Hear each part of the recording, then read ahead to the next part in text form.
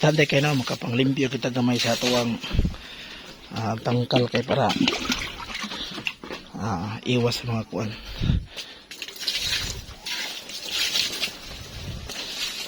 Iwas sa sakit-sakit. Dire kung tapita, mo ni mag-ilis kita niya og salog nga ligon-ligon no kay pagbutang na nato ani mga dagko na nga kanding, like kaning purebred o kaning usaha nga buwer. Ang kanang dapita diha nga line, sikat nila guba gid ang permi ang salog nga kawayan no. So mga bugto gina dito sikat na kay patimbugatan na sila niya.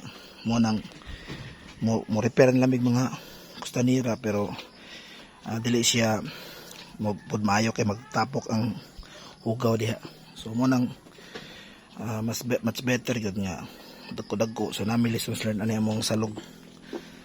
Nani man yung itong pagpakandingan na magiging tayo makatunan. So ano mo na nato naglimpyo para mahayahe pa lang igdaanan. Happy farming!